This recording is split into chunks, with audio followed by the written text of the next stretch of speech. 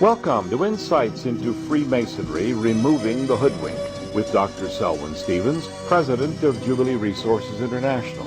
This message is an introduction to Dr. Stevens' well-received seminar on Freemasonry, for which more information can be found on our website at www.jubilee-resources.com. Here now, Dr. Stevens. Former President of the Southern Baptist Convention, Dr. Adrian Rogers, stated a profound truth when he said this: "It is better to be divided by truth than united in error. It is better to speak truth that hurts and then heals than to speak a lie. It is better to be hated for telling the truth than to be loved for telling a lie. It is better to stand alone with truth than to be wrong with a multitude." Few issues seem to provoke more debate and division within churches and even families than Freemasonry. Freemasons themselves claim to be on a journey towards light, but when a family or church decides to investigate the subject, much more heat than light is generated. Why are Freemasons so afraid of honest investigation? In their rituals, Freemasons claim to be searching for light and looking for the lost name of God. I have a question for them. How will you know which God you're looking for? And how will you know when you find the right one? Or could you be deceived into accepting the wrong one?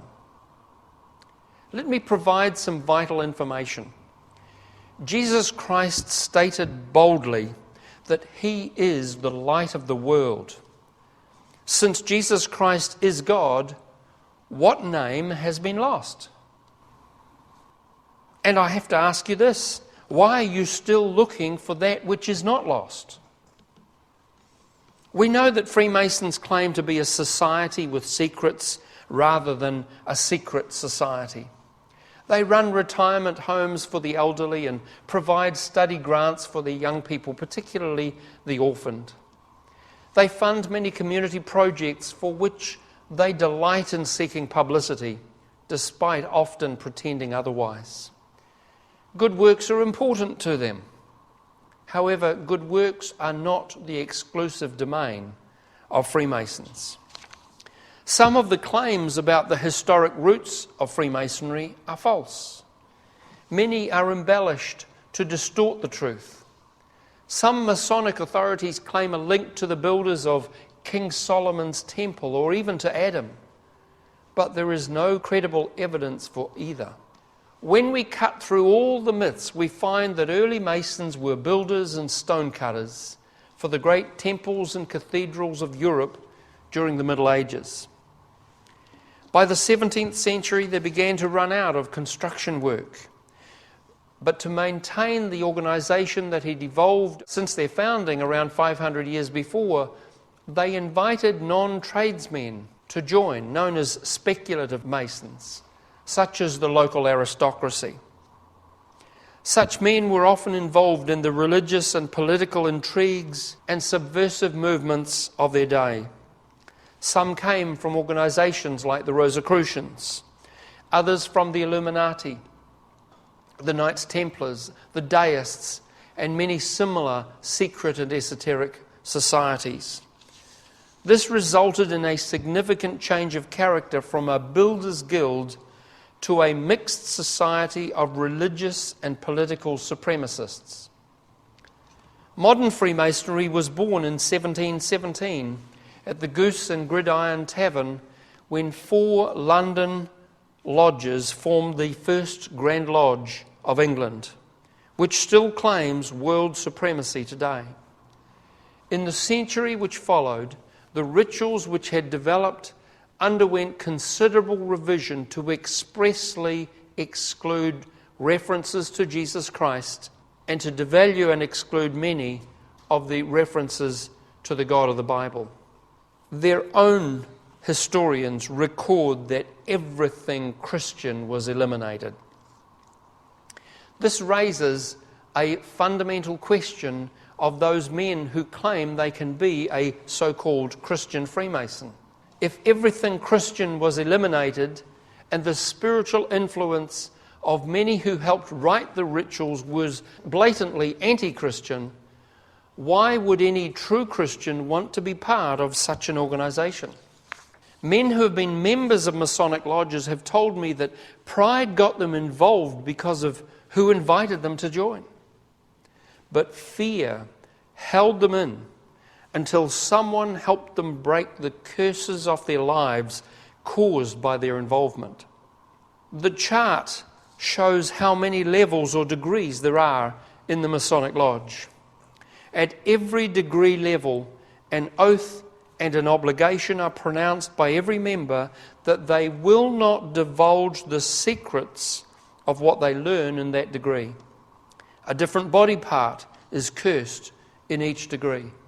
In the first degree, it's to have the throat cut from ear to ear. In the second degree, it's to have the heart ripped out. And in the third degree, it's to have the stomach cut open and burned. Did you know that a man must break 5 of the 10 commandments just to proceed through the first degree initiation? That hardly seems Christian to me. I have found through extensive research and ministry over many years, because of the issues of idolatry and other sins involved, that the men themselves and their families to 4 generations have brought a curse of God into their lives. Much sickness can be attributed to the curses on those body parts, and when properly renounced and repented of, can result in healings which are physical, spiritual, and emotional. It's bad enough for these men to curse themselves, but when the penalty falls on their families because of the father's or the husband's sin, Christians must get involved in helping clean up the effects. On a regular basis, we receive testimonies from all around the globe from many who have been healed and set free from a wide range of illnesses and other bondages. This happens when people have utilized the prayer guidelines for my book, Unmasking Freemasonry, which are freely downloadable from our website. You see, for us, the issue is about setting people free, just like Jesus Christ told his disciples to do. Will you join with us with this huge and liberating task? You've been listening to Dr. Selwyn Stevens, President of Jubilee Resources International. To arrange a seminar on insights into Freemasonry or similar subjects, or purchasing the related book by Dr. Stevens entitled Unmasking Freemasonry, Removing the Hoodwink, please visit our secure online web shop at www.jubilee-resources.com.